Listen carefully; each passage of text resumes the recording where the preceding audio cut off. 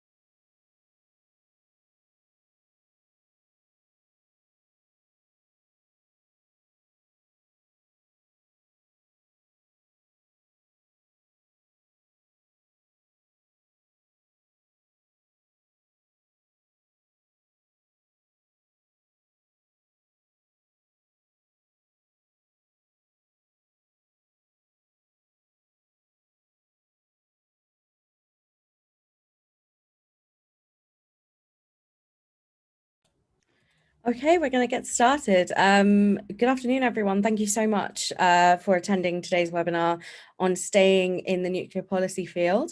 So we had a webinar last December on getting into the nuclear policy field, which obviously attracted a lot of students and early career people. But we thought, you know, what needs to be addressed is the reasons why people can't stay in. And inspired by our chair, Emily Enright's UK Pony paper, we decided to have a webinar featuring people that have had a variety of experiences in this field to share what they think the barriers are and what they think needs to be done to make things better. Now, I am going to hand over to our chair who will introduce the webinar. But before that, please do use the Q&A box and do get in touch if you have any technical issues. But for now, Emily, I'll hand over to you.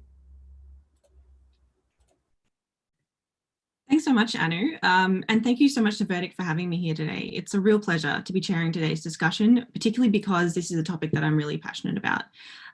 As you noted, Anu, I did some research for the 2020 UK Pony Annual Conference on this topic. VERTIC have been very kind in spruiking that on Twitter this week. Thank you heaps. I just wanted to quickly set the scene before I turn the discussion over to our wonderful panelists, Marina, Naveen and Patricia. In a former life, before I moved to the UK and started working in nuclear policy, I worked in a government role in Australia in health and human services, looking specifically at workforces, medical workforces, doctors, nurses, paramedics, allied health clinicians, etc.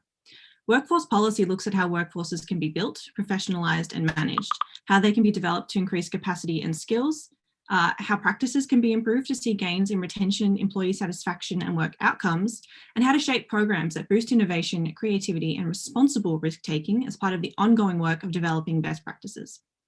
My Pony research was really informed by that past experience, surprise, surprise. The Pony team and the selection committee who put the conference together were looking at the so-called leaky pipeline in nuclear. where we have a large number of really passionate, hardworking professionals in the field at early career level, some of whom are here today. In fact, an oversupply in some cases, and then an insufficient number of mid-career professionals to keep the workforce vibrant, innovative, and healthy. We see that in the difficulty some organisations have in recruiting at the mid-career and senior career level. I was looking at that puzzle through the lens of workforce retention and attrition.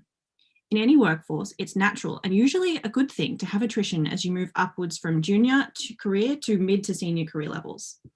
Young people are very career mobile, and not everybody is suited to or capable of the kind of work and excellence this field demands, particularly later on in life. However, if we're not able to get enough people into the field in mid-career, something's going wrong. What I found was interesting and complex. Nuclear policy is still a young profession, so some of the barriers to retention are pretty standard workplace issues that other workforces manage a little bit more effectively in some cases.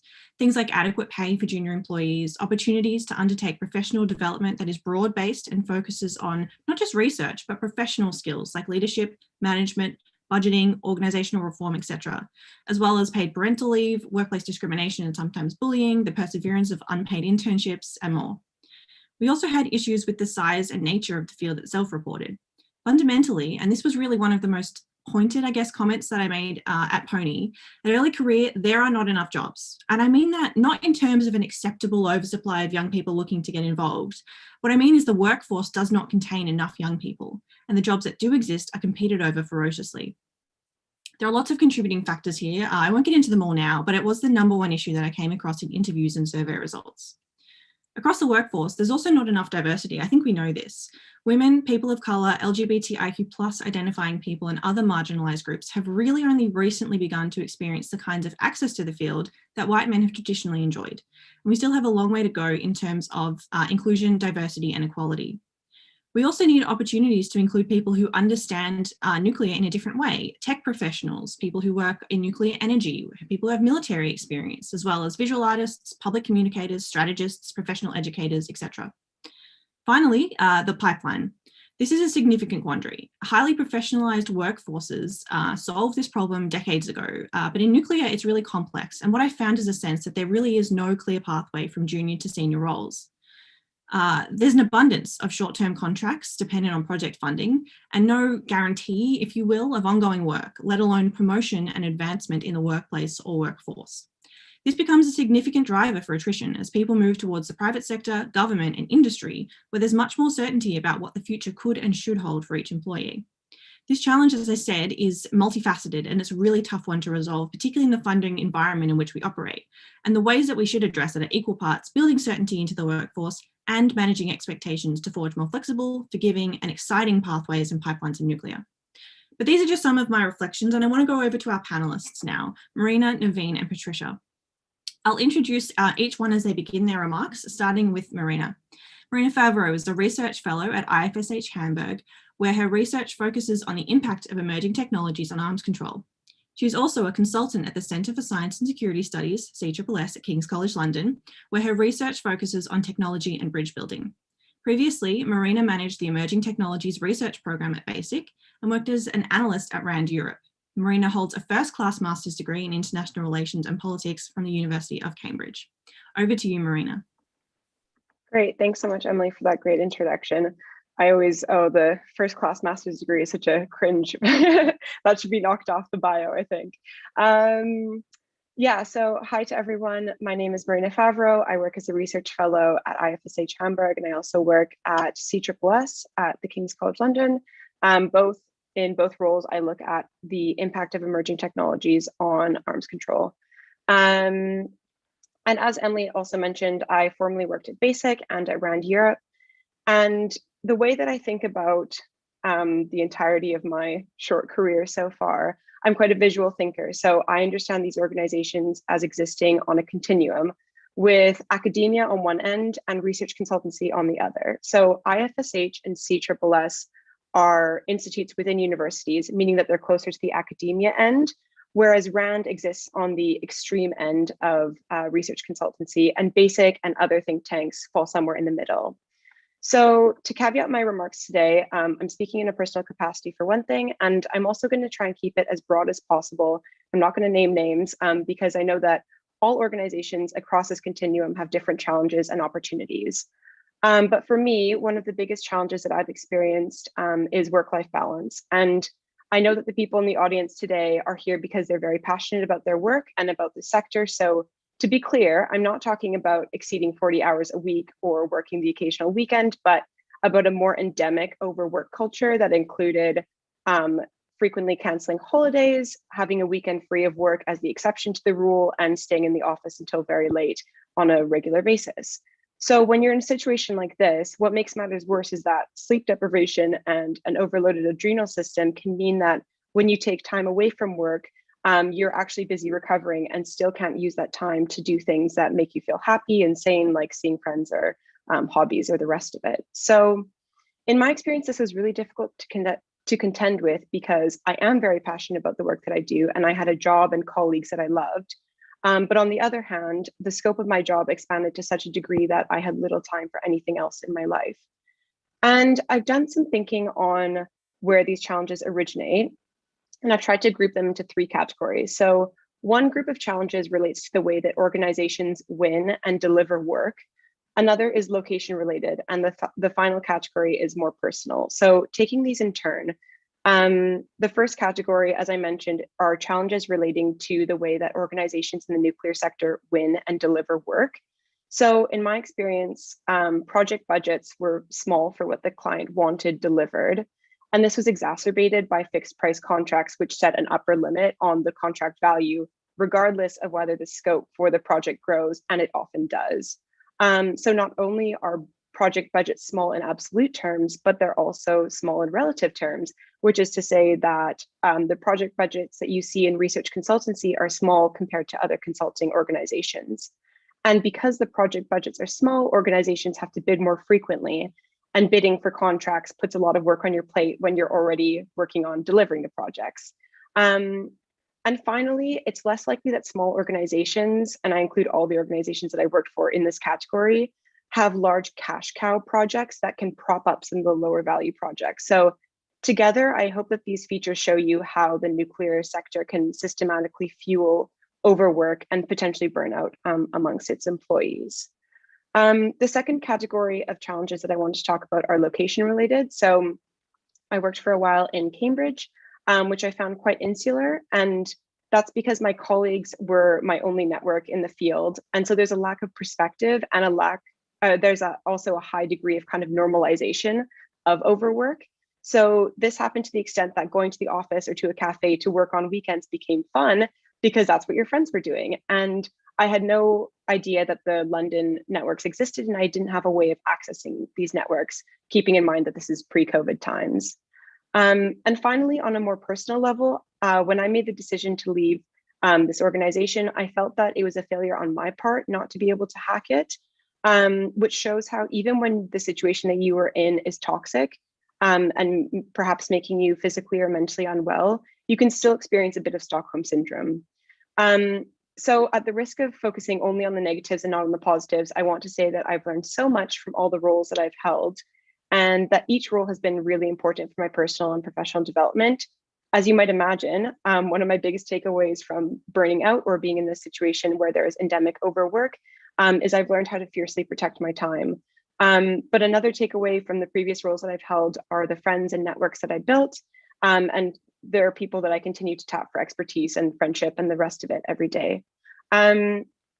So while work-life balance was the most significant barrier to retention that I've experienced as an early career researcher, there are also a few other things that I wanted to seed for the Q&A that I don't really have time to talk about in my remarks right now.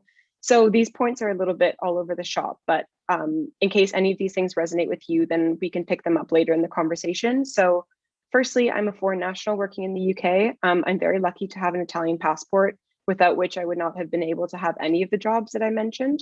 And of course, post-Brexit, this is changing for European passport holders.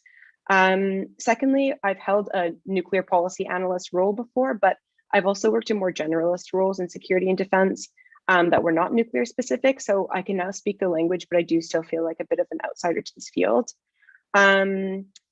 Thirdly, there are so many things about policy and even about conducting good research that I did not learn from any of my degrees.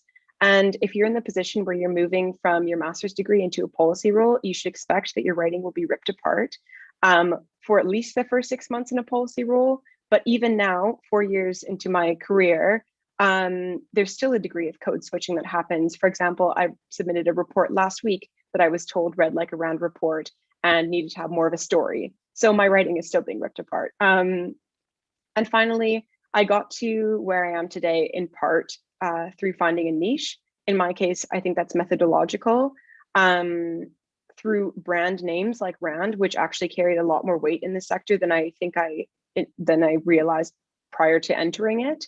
And through knowing the right people who advocate for me and act as mentors. So those are all my remarks. I'm really looking forward to hearing from Naveen and Patricia and from you all in the Q&A. Thanks, over to you, Em. Brilliant. Thank you so much, Marina. Your perspectives are really, really valuable for a lot of people, particularly who want to work on that sort of more hard security side or tech side, I guess. There are a lot of us over in sort of the more social policy side who need to learn from you. So over to Naveen now. Naveen Shepers is a researcher in the Swiss and Euro-Atlantic security team at the Centre for Security Studies at ETH Zurich. Her areas of research include nuclear arms control and non-proliferation issues. She's also one of the editors of the monthly series CSS, Analyses in Security Policy, and jointly manages a project on redesigning arms control for new realities. Before joining the CSS in 2020, Naveen worked at the London-based think tank, the International Institute for Strategic Studies, as a research associate in the Non-Proliferation and Nuclear Policy Program, where she conducted research on the Iran nuclear deal, North Korea's nuclear and ballistic missile programs, and nuclear energy geopolitics, so some really big hitting issues. She represented the IISS as a board member for the EU NPDC. She also worked briefly at VERTIC on nuclear disarmament verification issues and holds a BA in Asian Studies from the University of Sydney and a dual master's degree in European and Asian Affairs from Sciences Po in Paris and Fudan in Shanghai. Thank you, Naveen. Thank you so much, Emily. This makes me think there are way too many S's in all these different institutes, and all the names are too similar. So thank you so much for having me here. Just maybe to mention then, I've pretty much spent 5 years in this field. I worked at 4 different organizations, and most of them are think tanks. So that's sort of the the quick and rapid part of my background. So I wanted to mostly just structure my remarks around barriers to progress and staying in the field, retention, what's helped me progress, and then also maybe on lack of accessibility. And I'll try and be quick so I have as much time as possible for questions. So regarding barriers to progress and staying in the field, I think a big one for me has actually been cost and salaries. So entry-level salaries in think tanks, which are roughly the same in both Europe and the States from discussions with a lot of peers, are pretty low, especially considering the cost of living in cities such as London or DC, and all the time and money you also spend on your degrees. And the problem being that when you stay at an organization, any future increases will still be based on that pretty initial low salary. And although this is also changing, when you then move on to different organizations, you're sometimes forced to mention what your current salary is.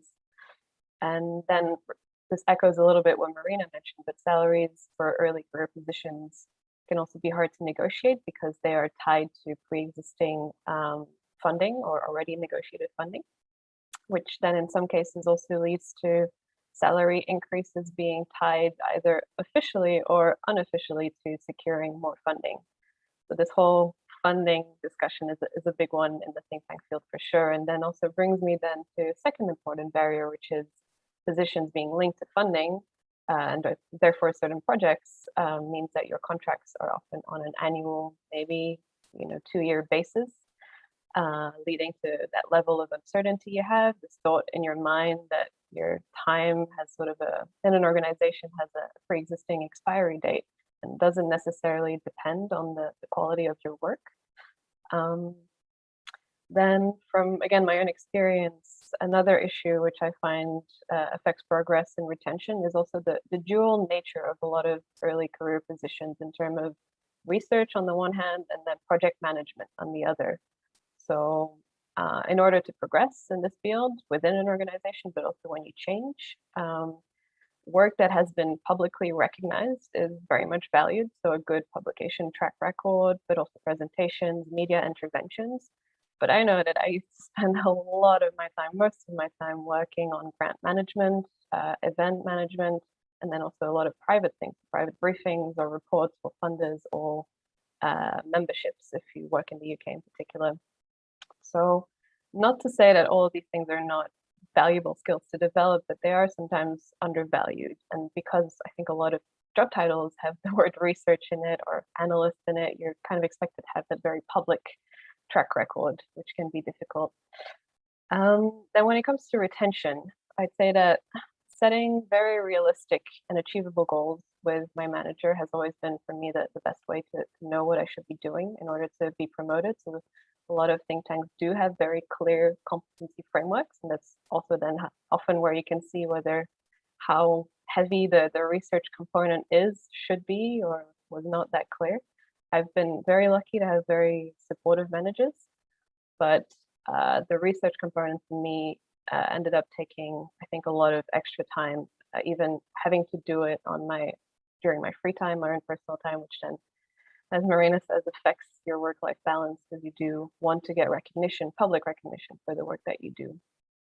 I only have, again, 5 years of experience in this field, but I'm now in this slightly strange intermediary step of no longer being junior, but not really senior either. So in some organizations, I know that's where it becomes also then more difficult to progress and where you then start thinking of possibly either moving horizontally or even changing.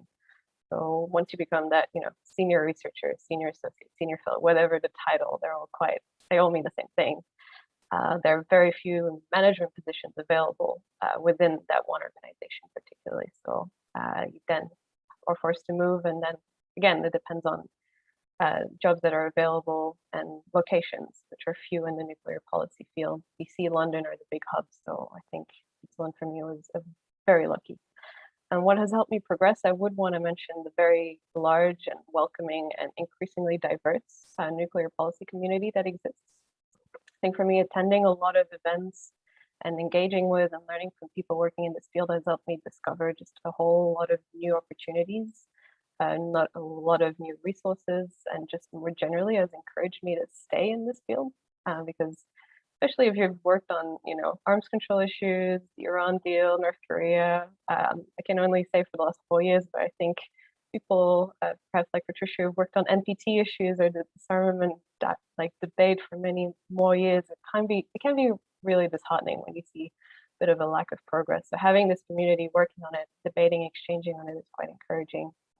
And then on accessibility, I just make perhaps one point because I don't really know where I'm at on time. But this might also echo what Marina says, is there's a very wide, enormous existing background of information on nuclear issues. A lot of us come to this field not really having done the specialized masters that do exist, but there's few of them. And so a lot of us kind of stumble into it with some background, with generally a lot of interest, but we are kind of asked to become experts very quickly.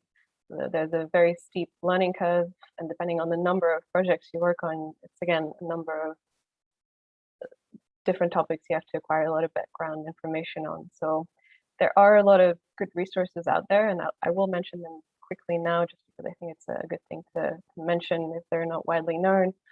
But I benefited from them. So there's the EU Non-Proliferation and Disarmament Consortium and the UN Office for Disarmament online courses. There's a lot of daily non-proliferation newsletters by CSIS in particular and Carnegie. There's various lists on Twitter of non-proliferation experts in the field you can follow. And then I will also mention as the last thing, NTI, the Arms Control Association, and the Center for Non-Proliferation and Arms Control, all three of them DC think tanks that have really amazing, clear and accessible resources on all the basics from treaties to fuel cycles to everything that I think are just not always well known and very useful for those starting out in the field. So there's many more questions I'm sure we can get to, but I'll leave it there. Wonderful, thanks Naveen. Your insight as well is really important, and you're another person who's experienced life in a few different organizations in London and across Europe, and it's really important to hear those perspectives. Finally, our most senior guest in terms of their role in the organisation that they're in, we have Dr. Patricia Lewis. Dr. Lewis leads the International Security Program at Chatham House. Previously, she served as Deputy Director and Scientist in Residence at the Centre for Non-Proliferation Studies at the former Monterey Institute of International Studies. She was formerly Director of the UN Institute for Disarmament Research as well, and Director of VERTIC, the Verification Research Training and Information Centre in London. So she's back on home turf. She was on Hans Blich's 2004-6 WMD Commission, the 2010-11 Advisory Panel on the Future Priorities of the OPCW, the Organisation for the Prohibition of Chemical Weapons, and was an advisor to the 2008-2010 International Commission on Nuclear Non-Proliferation and Disarmament. She received the American Physical Society's 2009 Joseph A. Burton Forum Award for outstanding contributions to the public understanding or resolution of issues involving the interface of physics and society. We all know that nuclear sits right in that box. And she has a PhD in nuclear physics from Birmingham University and graduated in physics from Manchester University. Welcome, Patricia. Thank you for being here. Thanks, Emily. Thanks, everybody, for being here. It's just wonderful to be back with VERTIC. Every time VERTIC gets mentioned, my heart swells with love and pride and joy. So it's great. I'm going to address the questions I think that everybody's addressing. So first of all, you know, the barriers. First of all, let me just say I agree with everything that Emily and Naveen have said, and Marina, that it's all correct. So what I'm doing right now is looking at it very much from my own perspective.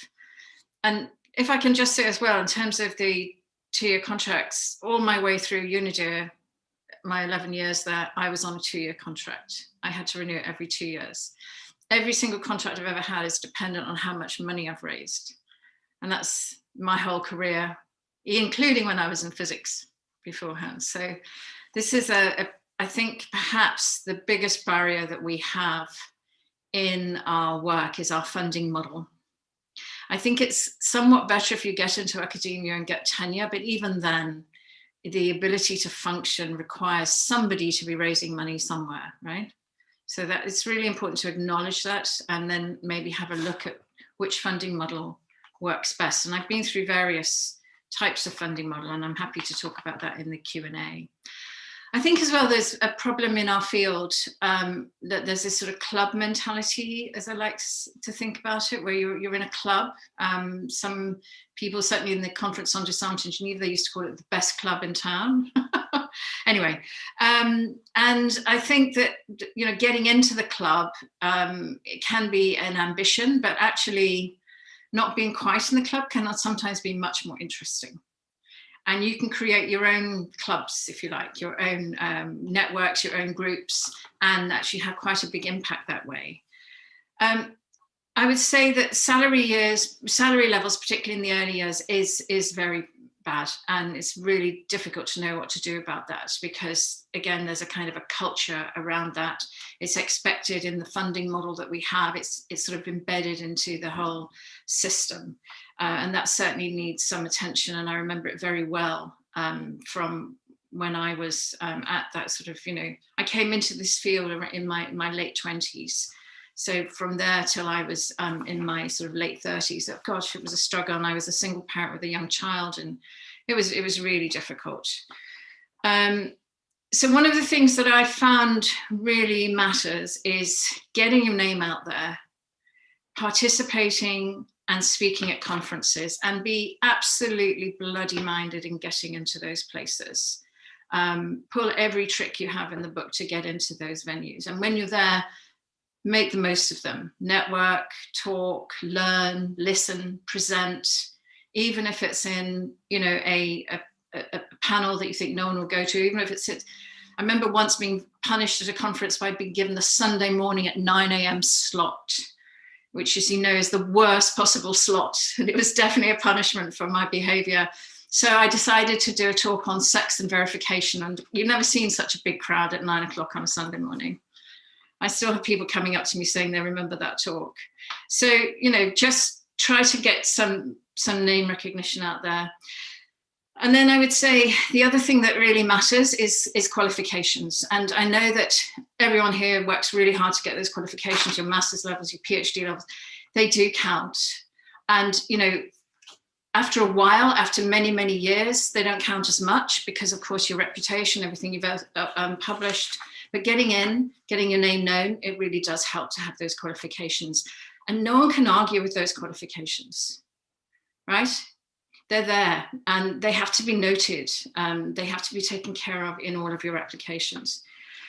In terms of retention, I think it's really interesting to think about this, but I don't think it's a really good idea to stay too specialized in nuclear. You've mentioned my nuclear career, but you heard the OPCW in there, right? You didn't hear all the work I've done on cybersecurity though.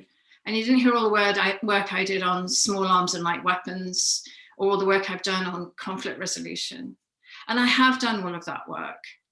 And it really makes a difference to the way I think about things. And so I would say, for the good of the subject matter, as well as for your own career, try to get a broad understanding of all the bits that nuclear may be your thing. You may push your button to make a terrible joke, but it's a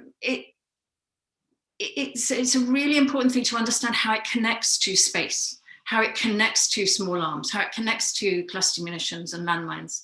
Because if you're a diplomat and you're negotiating these treaties, or if you're in one of the big implementing organizations, that really matters. You're working with those people who do all of those things all day. You may be doing that multiple layer of different types of issues yourself. And so the more you understand about that, the more you can actually have an impact in nuclear policy.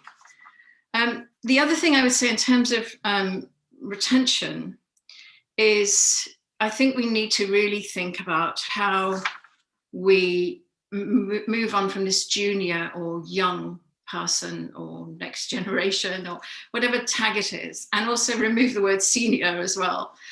Because that can also be a bit of a negative too, you know. And I think that both of those two qualifiers are linked to age, and that's wrong. And I think that there has to be a different way of thinking about these things. I don't know quite how to do it though, to be honest. And every culture is different, of course, it differs from country to country.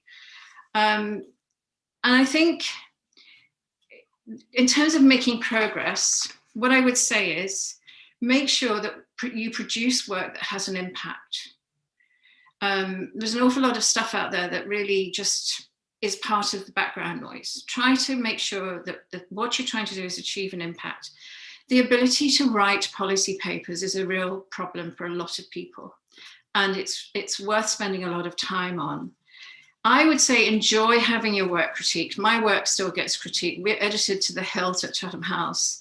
And my daughter taught me about this. So she trained as an actor first. And after, you know, what they get is notes. I don't know if you've all heard that. You've probably heard it in the movies and so on, but you get given these notes. In other words, you get ripped to shreds for every performance.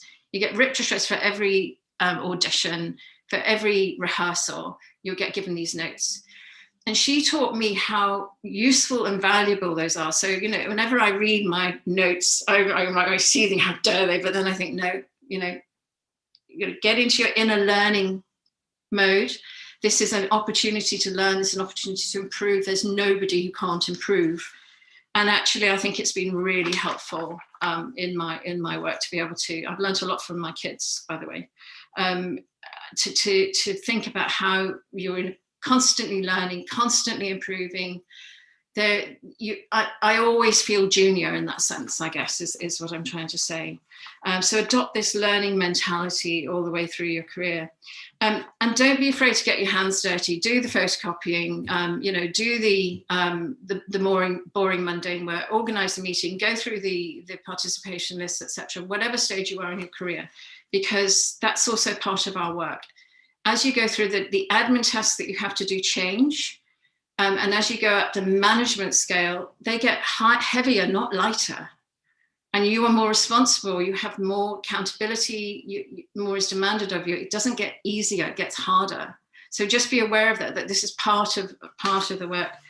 I would say as well that issue of the lack of accessibility and the lack of diversity has been a real problem in our field.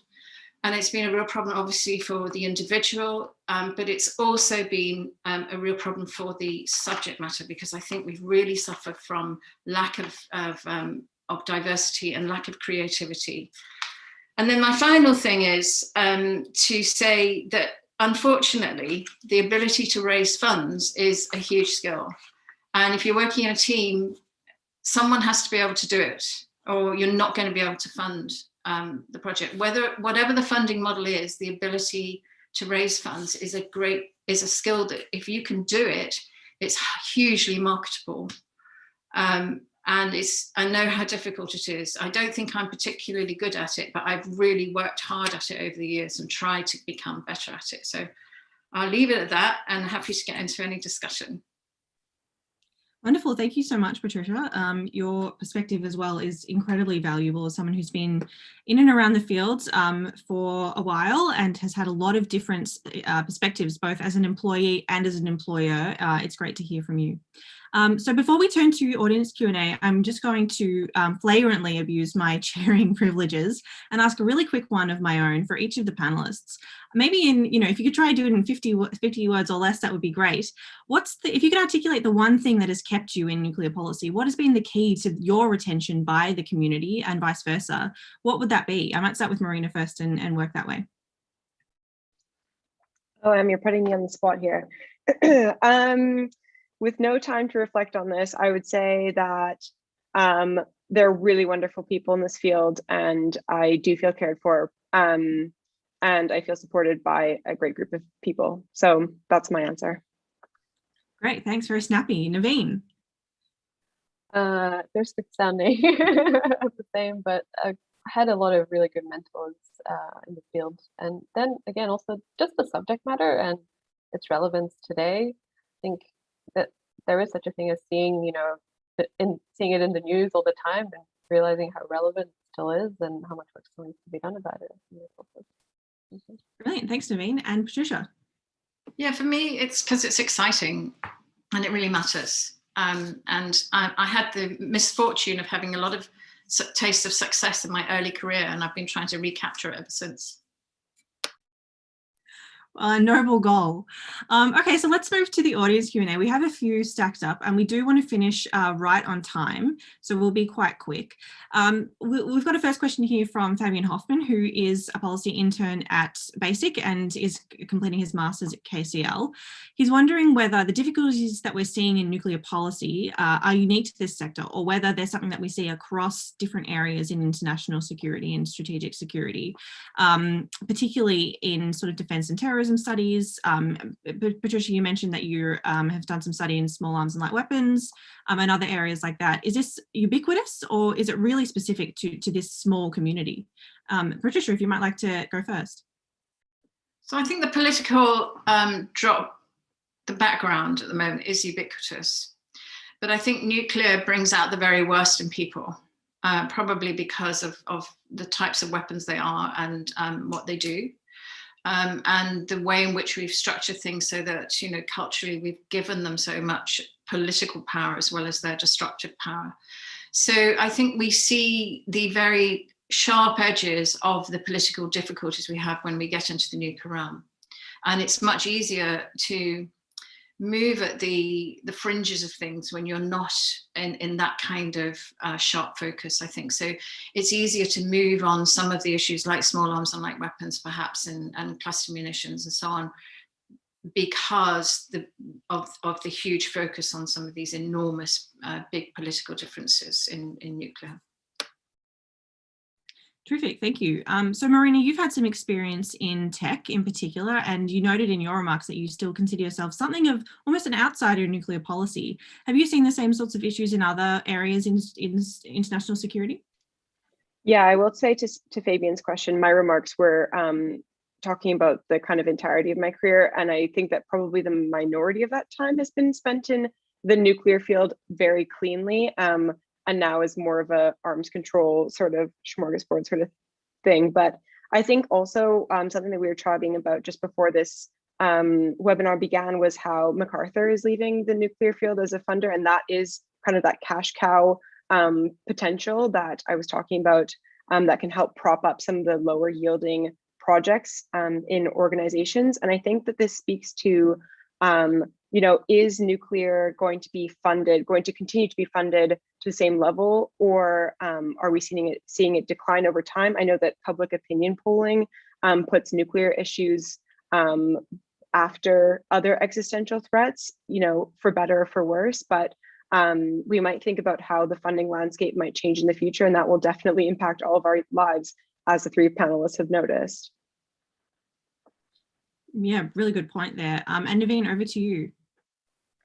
So I think this is not necessarily specific to nuclear. Like, having often been like one of the few people on a nuclear team within a bigger think tank, the whole funding discussions and all that do apply in different other programs that I was often sitting next to.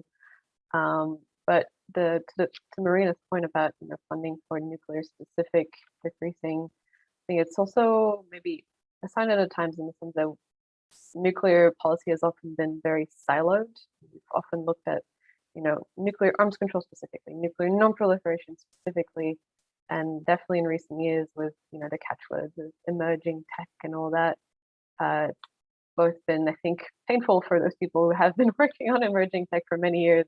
Suddenly, oh, by the way, let's talk about the nuclear aspect of that. But trying to merge these different aspects of arms control, bigger humanitarian aspects of that as well, trying to not have that in the advocacy side, and just integrated more in actual research. I think all of those are important. No, you make some really good points. Thanks, all of you. So Marion Mesmer has asked 2 questions in one, but I think they're both really good questions, so I'm going to pose them both. The first one, she's looking for top tips from the panelists on setting and maintaining boundaries to ensure a good work-life balance. Marina, you touched on that in your remarks, but I think everybody here has experienced some challenges here. And the other question is around I guess a skill. What is the most useful skill in your mind that has helped you to really forge this career in nuclear and to stay in nuclear? And is that a skill that's rare, or is that a skill that can be something that everybody can use and acquire? Sorry, I need to ask someone to speak, don't I? Naveen, you haven't started, so let's start with you. Sure. For work-life balance, like, I think, to be honest, in most jobs, at some point you end up having to work against specific deadlines. But trying to, and unless you have a deadline every single day, trying to really limit any overtime to those specific deadlines. I, for instance, don't look at Twitter. It's just not part of my everyday life unless for work. I really just try, and I don't have my work emails on my phone either. I know those are things some people just can't do because they just have to. But that's been a way for me to just keep it separate. And yes, sometimes I will miss a North Korean missile test, but it's okay. And regarding a good skill that's really useful to have, I think this echoes again what both Marina and Patricia said as well. Learning how to write well and accept editing advice, criticism, then also putting yourself in the shoes of an editor or a reviewer. All those have been, I think, really, really useful to me. And I think this is something that's, again, not just useful in the nuclear policy field, the policy field more broadly, but pretty much any field which requires you to write more than just emails. I think writing well and knowing different styles as well has been really, really useful. Great points. And yes, very good advice to not have work emails on our phones. I think we should all look to implement that. Marina, what are your thoughts? So yeah, Marion and I have obviously worked together quite closely. She knows that I'm someone that gets very excited by new opportunities, as I'm sure very many people in the audience today are. I would say maybe tips for work-life balance are starting from a place of no, which sounds quite funny, but when you start like feeling the scope creep, whether that's for a kind of project or a task that someone's asked you to do, starting from the place of no, I actually can't handle anything more in my week. And then if you can accommodate it, you're doing someone a favor. And if you can't accommodate, you've set that boundary from the beginning. On also having hobbies that you like so much that that they block out some part of your day and you can't have work push into that, I think is really helpful. Sometimes absolutely impossible. I'm not going to say that I've always maintained a balance between hobbies and work, but yeah, a good aspiration to aim for. I'd echo Patricia's point that fundraising skills are super important, and this actually is also Navin's point about writing well, but writing for different audiences and writing differently. So the way I write a funding application is very persuasive and very, maybe the language is a bit more, I can take a little bit more artistic liberty with it. But when I'm writing for a policy audience, I'm trying to give it to them as straight as possible. And so learning how to change your writing style. And then also I would say, if not having quantitative methodological skills or quantitative skills, being literate in it. And I think there's a lot of people who preclude themselves from that. They say, oh, I'm not a quant person, I'm a qualitative thinker, blah, blah, blah. But you don't need to have a STEM degree to be data literate or quantitative method literate. And I think that to do something like that and to be able to speak a language of even statistics is really, really helpful and gives you a kind of seal of approval in for better or for worse. Again, thanks, Em. Brilliant, thanks. And over to you, Patricia. Yeah, well, I've never really been able to work out a work-life balance, to be honest. And it's partly my character and personality. So I think part of it is understand your personality and what works for you. I think as well, you know, it's really hard when you love what you do and you get very excited by it to not want to do it all the time. But of course, it's not good for you and it's not good for your life and it's not good for the work either, because you do burn out and you lose your creativity. So I would say, turn off notifications. That's one really important thing. You know, step away from the machine on all of that. Put it away so you can't see it, so it's not there invading your space. But I would also say is, if you're the type of person you like, the type of personality that I am, build in things that force you to say no. Get yourself dogs, get yourself kids, get yourself parents, get yourself a partner. Make sure you've got, you know, dance lessons that you can't move, things where you would be letting other people down if you didn't show up, the choir, that whatever it is, so that you are forced to move away from the machine, move away from the office, and do something completely and utterly different. And whatever it is that makes you do that, that's the thing you should do. And then in terms of the skill, yeah, it's writing, but I would say speaking as well. And you know, this can be very difficult for people to learn to speak in public, and I know how gut-wrenching it can be. I know people who take beta blockers or who've taken them for a while just to get them over that hump. Do it if that's what it is. The other thing I would say is that when you do speak, never apologize at the beginning. I've noticed so many people start by saying, oh, I'm sorry, I was invited at the last minute, so I haven't had time to prepare. Well, that immediately tells everyone that they're not at the right meeting, that you're not the person they should be listening to. So never start, or at any time when you're speaking, never issue an apology for you being there, taking your space and saying what you need to say. They're lucky to have you in the room. They're lucky to have your thoughts in communication to them, and just try to own that space and feel to yourself, I should be here, and how do I make the most of this opportunity? So externalize it. So you stop thinking about how do people view me, but how am I going to use this opportunity to get across what I want to say? Brilliant, thanks so much. Some really, really great advice in there, Patricia. We've only got a couple of minutes left, so I'm going to, again, abuse my chairing privileges and ask that we keep the answer to this incredibly complex question very, very short. I know it's unfair. Tom Hickey in the chat, in the Q&A, has asked about having a niche and the importance of having a niche and how you do build one. Whereas Patricia, you noted that it's really important to have skills across a variety of different areas in this field. So if each of you could offer a reflection on how you navigate the needs to be able to market yourself in one place, but also to have skills in others, so we can have a niche, but also sort of not. Any thoughts there would be really helpful. We've only got a couple of minutes. I might start with you, Marina. Yeah, to Tom's question, so I think my niche is kind of methodological and in the research methods kind of space, but my knowledge is very much generalist. So that's how I kind of walk that line. And the way that I acquired a niche, I'm sure it happens differently for everyone, but I was just in an environment where research methods were really important, and I got a lot of professional development opportunities to learn how to use them. So that's obviously, maybe look for organizations that will give you those professional development opportunities. Great, thanks, Marina. Naveen.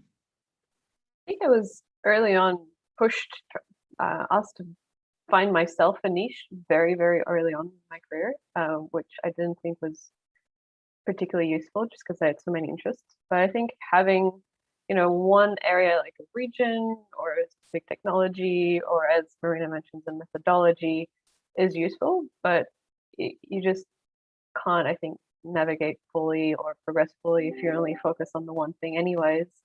I think it's just keeping up a lot with the literature, keeping up a lot with the debates, and like not also coming at everything by saying, oh, I'm, only a nuclear person, or I'm only this, but just trying to integrate a lot more of the thinking into what you do and write.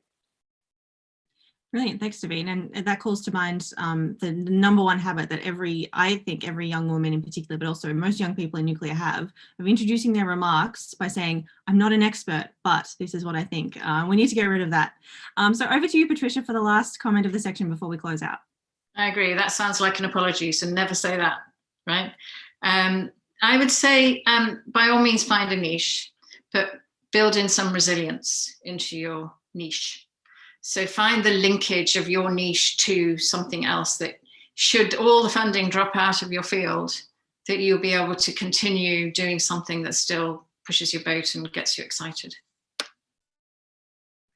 Brilliant. Thank you so much. I think resilience is a fundamental concept and a fundamental tool that we can have in this community to build our careers and to stay in nuclear if we can.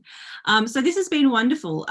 We're just at time now, or I think we've got 1 minute left. So I just want to thank all of our panelists for being here today. This has been fantastic. And thank you to VERTIC for hosting us. It's such a necessary conversation and a really enjoyable one too. So I'll pass over to Anu if you have any last remarks. No, I just wanted to say thank you so much to our speakers and to our chair, Emily. Your time is so valuable, but also thank you so much to the attendees for asking good questions. I know that we didn't get to all of them, but I have taken a note of all of them, and we'll circulate them within our speakers. And if they want to tweet about them or reply directly to people, that would be awesome. Follow us on Twitter at vertic_org. The video from this will be on YouTube shortly. And thank you very much again for joining us. Take care and have a lovely